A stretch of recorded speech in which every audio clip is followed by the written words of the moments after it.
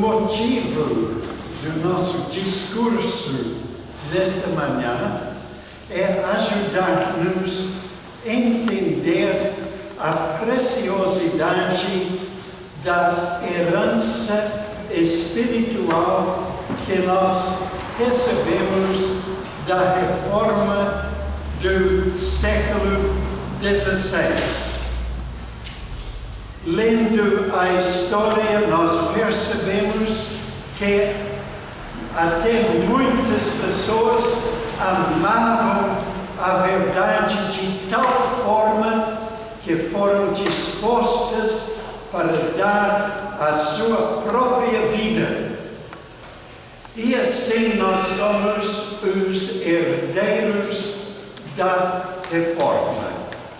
E é o nosso dever honrar aqueles que deram a sua vida para que nós pudéssemos desfrutar desta liberdade espiritual que nós agora temos na Igreja Presbiteriana.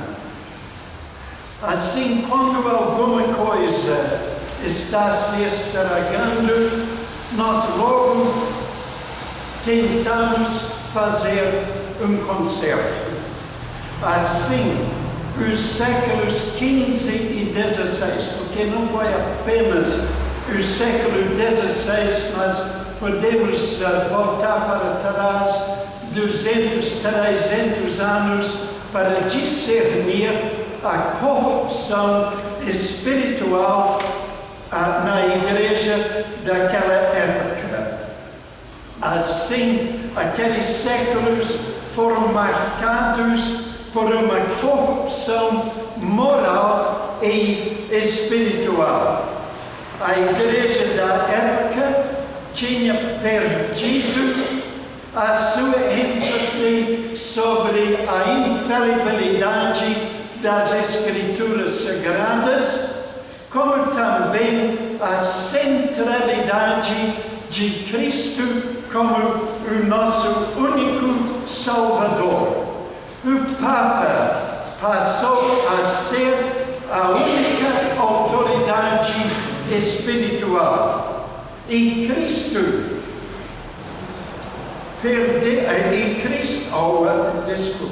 e a Virgem Maria, a verdadeira esperança para receber a salvação. A reforma do século XVI se esforçou para corrigir esta corrupção. Contudo, percebemos que durante estes séculos, estes anos que precederam o século XVI, Deus nunca abandonou a sua obra salvífica no meio da humanidade. Ele começou a mudar os anseios políticos para maior liberdade e a criar uma fome espiritual que satisfizesse as necessidades do povo. Estas duas realidades foram as bases iniciantes para promover uma reforma política e espiritual. No momento, nosso interesse se limita ao aspecto espiritual. O Espírito Santo, ele sempre levanta homens piedosos para realizar os seus propósitos aqui na terra. A missão de alguns desses homens foi preparar o coração do povo para receber e reconhecer a necessidade da reforma, enquanto que outros iriam ressuscitar as doutrinas bíblicas e antigas e colocá-las em forma confessional.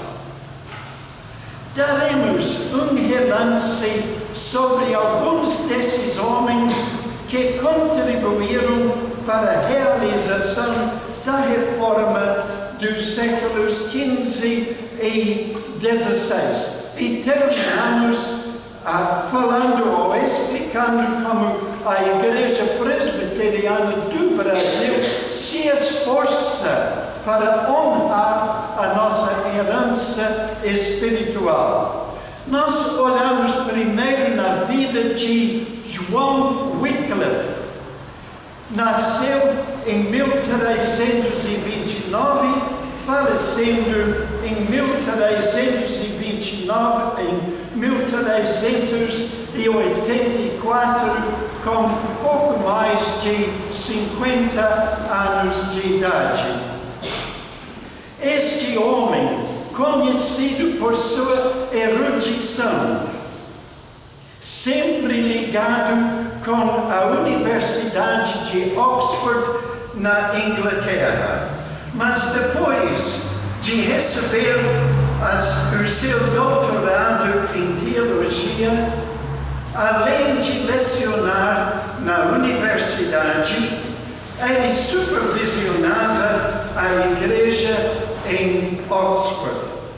Por causa do seu contato com a Bíblia, ele logo percebeu a necessidade de uma vida santa e consagrada a Deus. Como acontece até em nossos dias, muitas pessoas têm uma vida mais ou menos normal, mas não se preocupam com a sua espiritualidade e o seu andar com Deus. Assim foi a vida de Wycliffe antes de conhecer as Escrituras Sagradas. Pelo estudo da Bíblia, ele percebeu a corrupção espiritual na igreja daquela época. E como pregador, começou a denunciar esta depravação moral e espiritual que imperava tanto na sociedade como também na igreja de Roma. Suas pregações provocaram a ira da liderança da igreja e esta dificultou a vida de Wycliffe. Contudo, apesar destes impedimentos, tornou-se um escritor prolífico e entre seus muitos livros destaca-se a sua teologia sistemática. Mas de interesse especial, usando a Bíblia Latina como texto, a Vulgata, ele organizou a primeira tradução da Bíblia na língua inglesa e que apareceu por volta do ano 1384. Nós damos este detalhe para mostrar a influência das Escrituras sobre as multidões. A mesma coisa que aconteceu no Brasil, mesmo antes do trabalho formal dos missionários, os vendedores de Bíblias se espalharam por toda parte e muitas pessoas estavam lendo a Bíblia e já sentindo uma necessidade de mudança em seu coração. E assim, quando os missionários chegaram, eles tinham corações preparados para ouvir o Evangelho. Wycliffe é conhecido como a estrela da manhã da Reforma, por causa de seus escritos e da Bíblia que carrega o seu nome. O salmista confessou ao Senhor: lâmpada para os meus pés é a tua palavra e luz para os meus caminhos. Que eu não tenho notado aqui, a Wycliffe, com 53 anos, ele faleceu de infarto no coração, morrendo fulminantemente. Foi enterrado, mas quando as autoridades da igreja souberam que ele faleceu e onde ele estava enterrado, eles tiraram os seus ossos e foram queimados em praça pública, porque o pensamento daquela época, crente tem que ser queimado. A totalidade da sua pessoa tem que ser eliminada da face da terra. Chegamos a João Hus, 1373 até 1415. Ele nasceu em Boêmia, um país na Europa, perto da Alemanha. Estudou na capital, Praga. Depois de ser ordenado como sacerdote, ele tornou-se um pregador popular. João Wycliffe teve pouca influência na Inglaterra, porém, através de seus escritos, especialmente a sua teologia sistemática, ele alcançou muita fama na Europa. A universidade em Praga recebeu uma coleção dos escritos de Wycliffe que foram recebidos e estudados por João Hus. Ele imediatamente, reconhecendo o valor deste trabalho, a veracidade de seus escritos, ele começou a pregar os ensinos de Wycliffe. Assim, ele começou uma pequena reforma em Praga e ao redor, nos lugares ao redor, que durou cerca de 5 anos. E assim foi esmagado pela Igreja Romana, porque a Igreja Romana não tolera, nem até hoje, qualquer concorrência. Hus foi muito pregado, perseguido e finalmente julgado por um tribunal eclesiástico.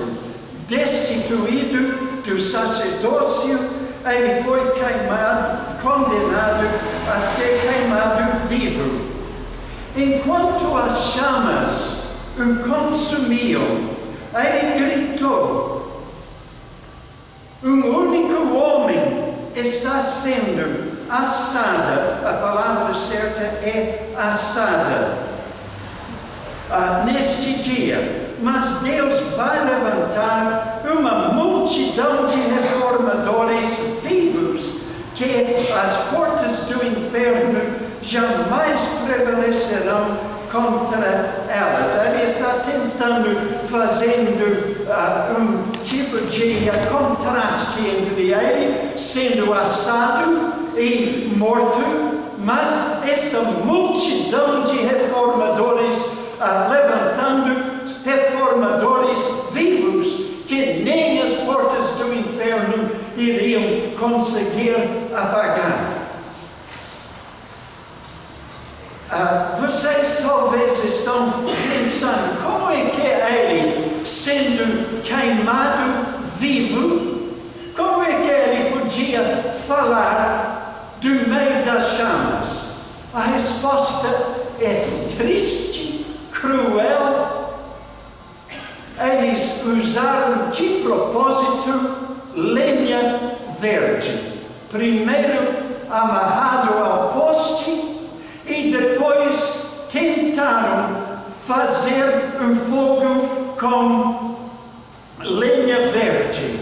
E essas pequenas chamas, pequenas aos seus pés, e anunciar que a sua frase mais ou menos lembrada por muitos. A Bíblia diz: sei fiel até a morte e dar-te-ei a coroa da vida. O próximo homem que nós abordamos é Martinho Lutero, 1483 até 1546. Este homem nasceu de pais piedosos na Alemanha. Desde cedo foi influenciado por um movimento pietista que valoriza uma vida piedosa.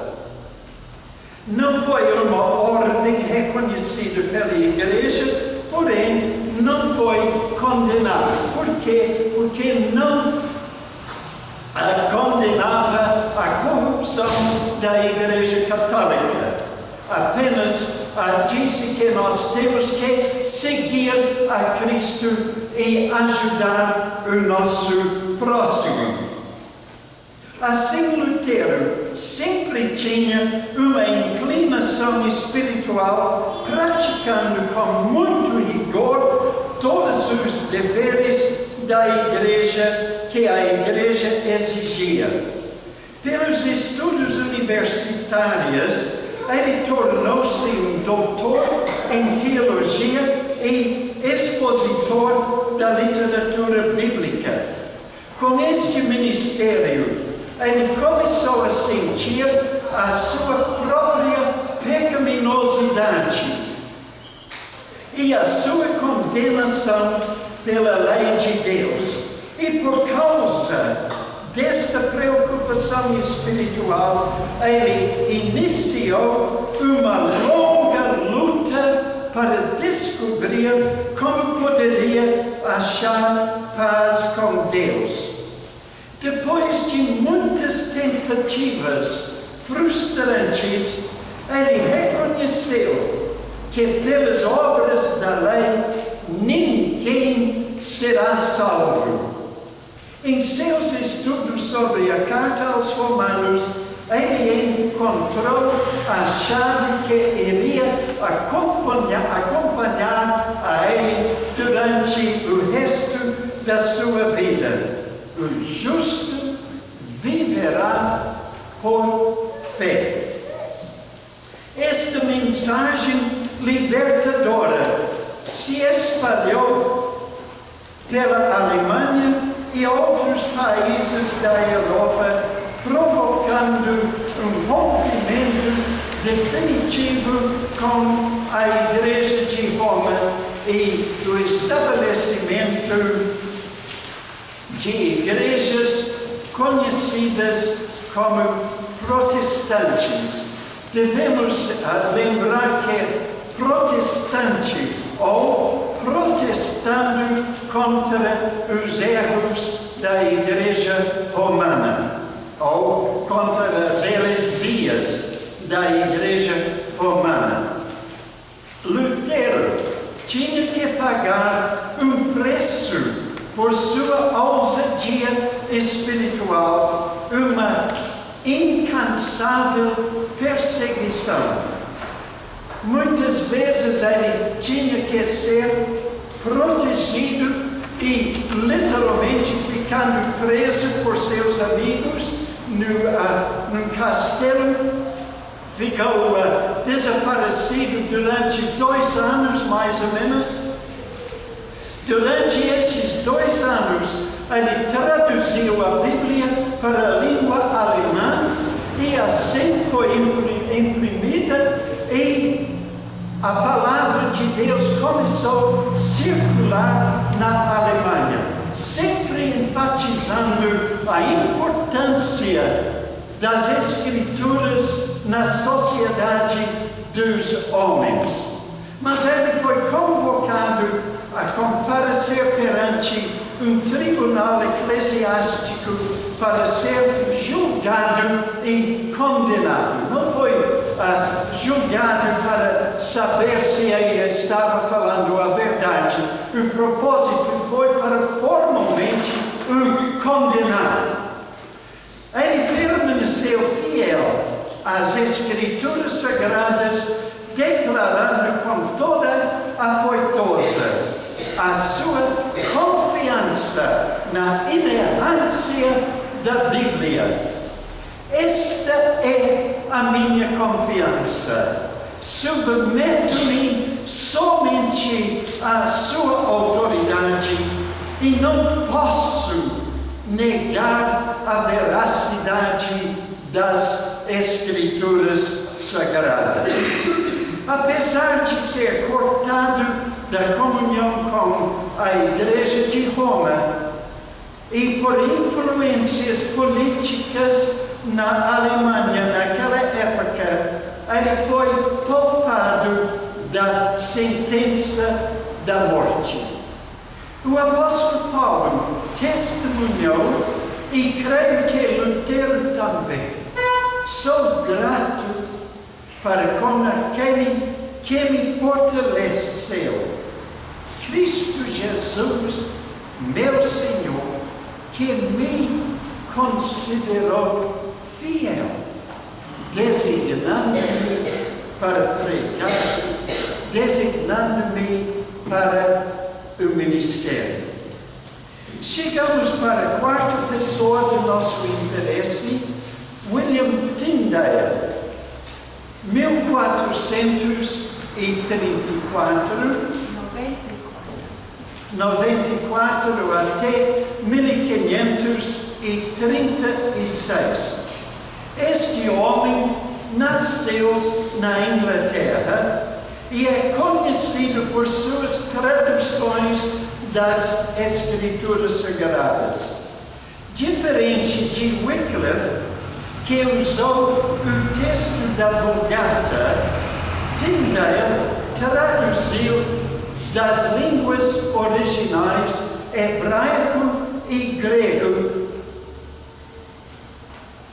o que produziu na língua popular dos ingleses uma Bíblia de maior confiança. Todos nós que talvez conhecemos a Bíblia Vulgata, mesmo traduzido em português, tem algumas expressões e algumas coisas que realmente ferem o texto original. Por exemplo, os 10 mandamentos, o segundo mandamento é simplesmente tirado completamente, e algumas outras palavras para diminuir a necessidade de verdadeiro arrependimento, etc. Tem alguns erros, porém, com Wycliffe foi uma contribuição positiva, mas por causa destes erros, o Tyndale ele quis voltar para o texto original e produzir uma Bíblia de maior confiança. Qual foi o motivo maior de realizar esta obra? Alguém disse: vendo a ignorância do clero, bem como laico, ficou convencido de que seria impossível levantar a moralidade do povo, a não ser que as Escrituras Sagradas fossem entregues a eles na língua materna. Os primeiros Novos Testamentos começaram a ser distribuídos em 1525, quando Tyndale tinha apenas 31 anos de idade. Acredito que o nosso seminarista entende como é complicado aprender não apenas o hebraico, mas também o grego. Não apenas de uma maneira superficial, mas de tal maneira para produzir uma tradução fiel das Escrituras Sagradas.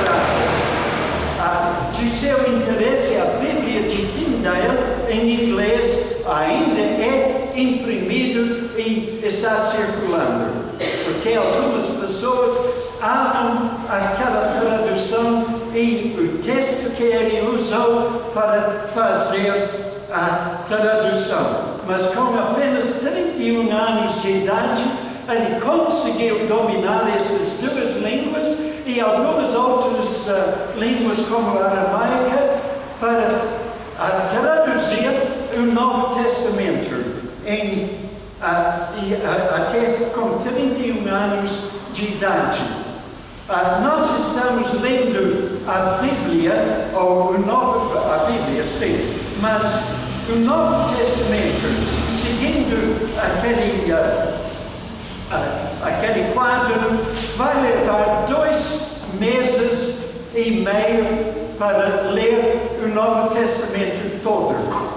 Essa é a base de 3, 4 capítulos por dia, mas vai levar 2 meses e 2 semanas, mais ou menos, para completar a leitura. Vocês podem imaginar um homem sentado, traduzindo, verificando vários textos e escrevendo à mão o Novo Testamento todo. Esse foi o trabalho de Tyndale. E o tempo que ele levou, as horas de tempo, de consagração a este trabalho. E assim ele conseguiu apresentar esta Bíblia para o povo. Ele foi terrivelmente perseguido pelo clero da Inglaterra. Ele fugiu para a Europa, onde ele imprimiu as Bíblias. Mas alguém o traiu, ficou preso, estrangulado e queimado. Contudo, a sua obra permanece até hoje. Isto é, o alvo de colocar as Escrituras Sagradas nas mãos do povo. Os Gedeões que nós conhecemos, eles captaram a visão de Tyndale.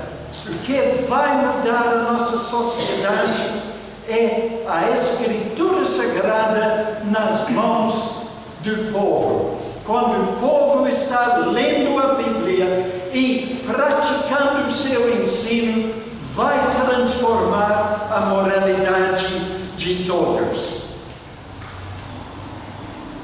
Toda a Escritura é inspirada por Deus e é útil para o ensino, para a repreensão, para a correção, para a educação na justiça, a fim de que o homem de Deus seja perfeito e perfeitamente habilitado para toda boa obra. Quinta pessoa que nós vamos abordar é João Calvino, 1509 até 1564. Este homem nasceu na França, mas por causa das suas convicções espirituais, foi perseguido e ameaçado de morte, o que o obrigou a fugir para a Suíça, onde existia liberdade religiosa naquele país. Na Suíça, os primeiros sinais da reforma já estavam em plena evidência.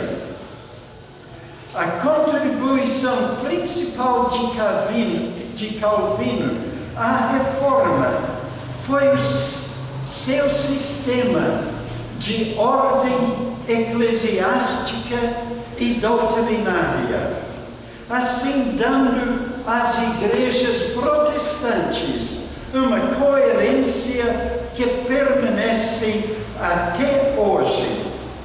Calvino era um prolífico, seus sermões, comentários sobre a Bíblia e as suas institutas cristãs continuam sendo impressas até hoje, 448 anos depois da sua morte. É de interesse espiritual notar que Calvino sofria de asma crônica, uma doença que prejudica a respiração. Quando eu era criança, eu tive asma um pouquinho, mas estou lembrando como é difícil quando tem um ataque de asma para respirar. A gente fica lutando para fazer o ar descer para o pulmão. Meu foi um caso leve que consertei subindo as montanhas da Nova Zelândia, obrigando o meu pulmão para funcionar direito. Mas Calvino, ele tinha asma crônica. Às vezes ele ficava roxo por falta de ar. Mas o que nós notamos é que ele nunca deixou esta enfermidade impedir a sua produtividade para a glória de Deus. É dito que Calvino literalmente se esgotou em serviço ao Deus que ele tanto amava. Portanto, meus amados irmãos, sede firmes, inabaláveis e sempre abundantes na obra do Senhor, sabendo que no Senhor o vosso trabalho não é vão. Eu vou agora fazer uma outra coisa, deixando os homens que ajudaram na reforma do século XVI, para lembrar que a confissão de fé adotada pela Igreja Presbiteriana do Brasil é o zenite do pensamento teológico da reforma do século XVI.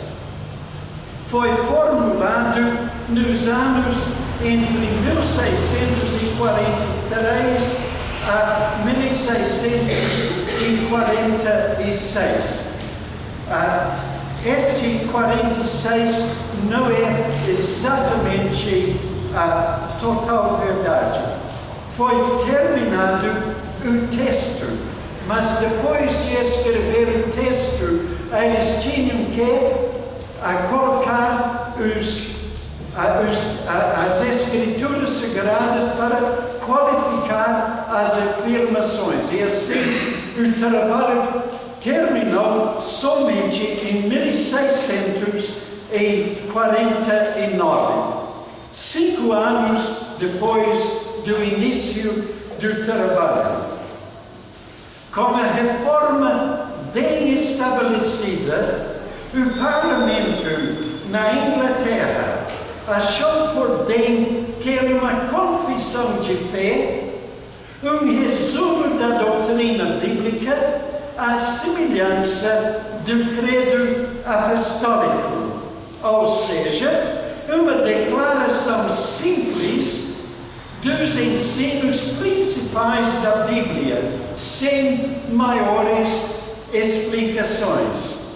Tentaremos dar uma pincelada do conteúdo desses documentos. Quando eu fiz uma pequena comparação com o credo apostólico, simplesmente diz, creio em Deus Pai Todo-Poderoso, Criador do céu e da terra. E não tem maiores explicações. As explicações maiores pertencem aos pastores e, quem sabe, os teólogos. E assim a nossa confissão de fé diz que a Escritura Sagrada é a única regra de fé e prática. Mas qualifica essas palavras muito resumidamente. E assim, nós vemos em capítulo 1 da Confissão de Fé, as Escrituras Sagradas são a palavra de Deus, a única regra de fé e prática.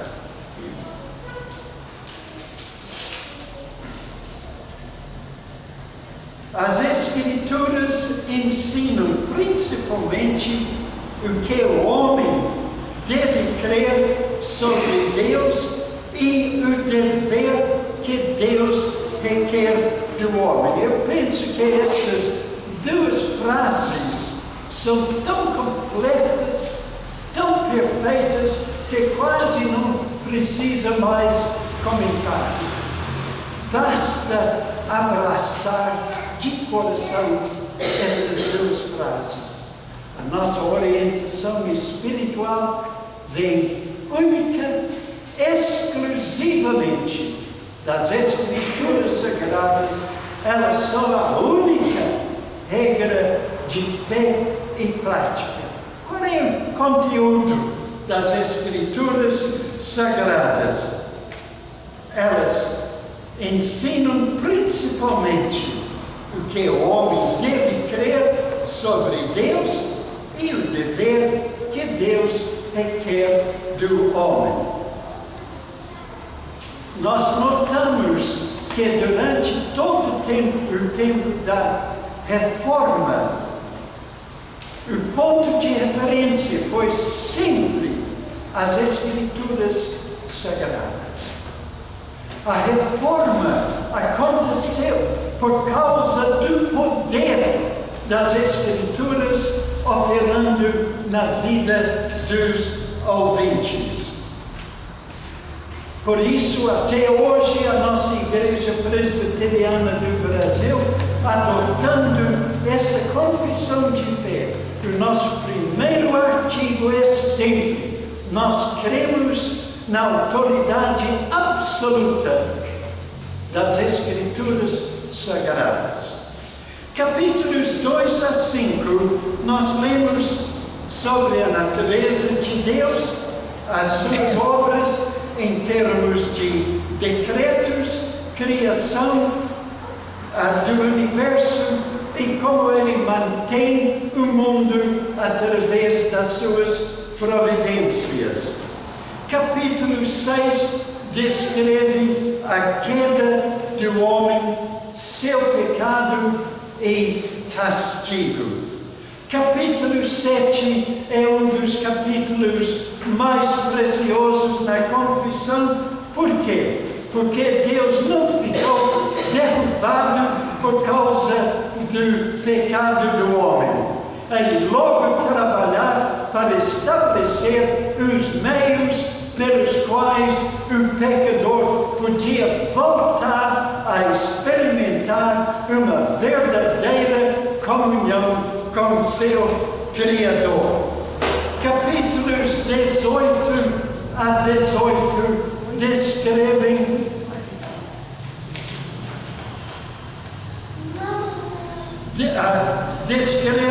as preciosas doutrinas da graça de Deus. Cristo, o nosso mediador. Deus deu seu Filho para que ele pudesse ser o nosso mediador. Temos aproximação com Deus porque Deus nos deu um mediador que garante, facilita a nossa aproximação a Deus. Descreve o nosso chamado para a salvação, a pregação do Evangelho, justificação pela fé, adoção e recebimento na família de Deus, santificação, a nossa vida santa e irrepreensível em virtude da nossa união com Cristo Jesus, a fé salvadora, um capítulo tão necessário, porque existem muitos tipos de fé, portanto é de suma importância que saibamos o que é a verdadeira fé. Arrependimento para a vida, que é o abandono do pecado e consagração a Deus. Boas obras, que são as manifestações da nossa obediência às leis de Deus. Perseverança dos santos. Perseverança na prática de uma vida santa e irrepreensível, sem qualquer exceção, por fraquezas humanas. O homem gosta de usar mas. O meu caso é diferente e Deus vai ter misericórdia de mim. Mas a Bíblia estabelece uma doutrina. O crente que é crente verdadeiro em Cristo Jesus, ele persevera fielmente na prática de uma vida santa e irrepreensível, sem qualquer exceção, sem qualquer mas. E finalmente a certeza da salvação, isto é, a bem-aventurança da fé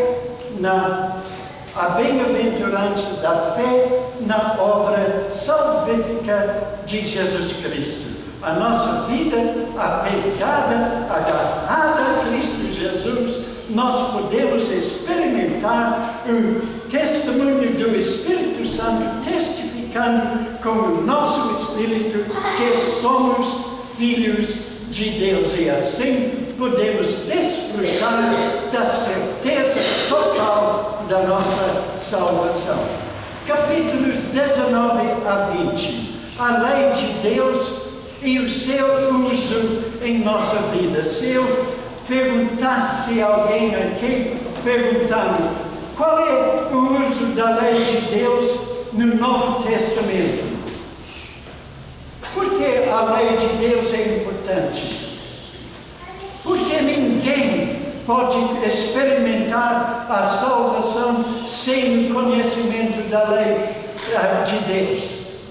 Porque pelo conhecimento da lei de Deus reconhecemos a nossa pecaminosidade.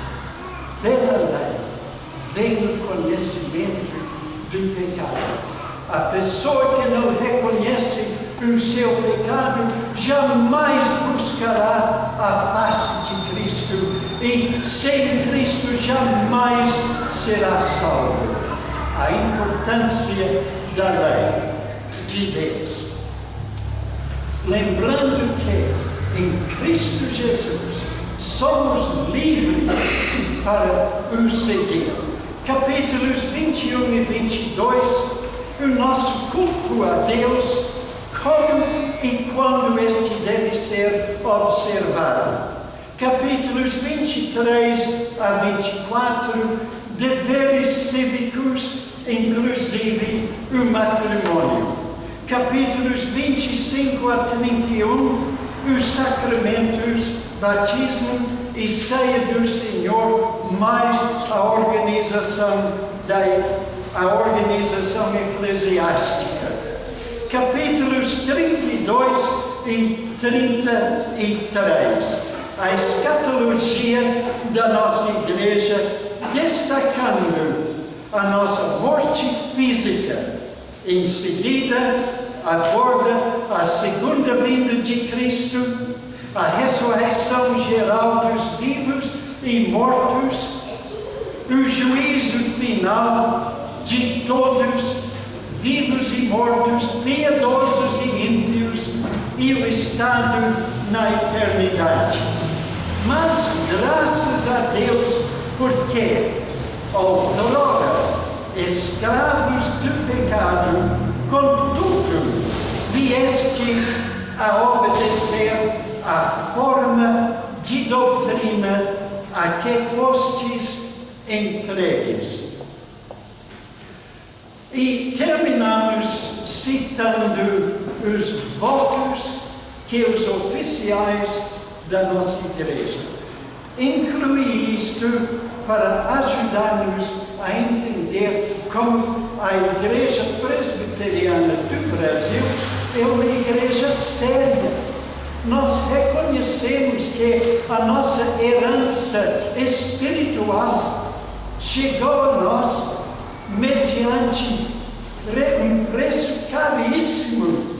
Tantas e tantas pessoas sofreram, morreram, para que nós pudéssemos estar aqui sentados nesta manhã, ouvindo alguma coisa sobre as Escrituras Sagradas. Quanto aos oficiais da Igreja Presbiteriana do Brasil, estes de serem ordenados a fim de poderem exercer o oficialato, cada um tem que responder honesta e afirmativamente as seguintes perguntas constitucionais. Notamos novamente como voltamos à primazia das Escrituras. Os oficiais da nossa igreja são homens apegados à inerrância das Escrituras Sagradas. Assim, credes que as Escrituras do Antigo e do Novo Testamento são a palavra de Deus e a única regra infalível de fé e prática? A segunda pergunta, honrando a nossa herança da reforma do século XVI, recebeis e adotais sinceramente a confissão de fé e os catecismos desta igreja como fiel exposição do sistema de doutrina ensinada nas Santas Escrituras? Terceiro, aprovais e sujeitais o governo e disciplina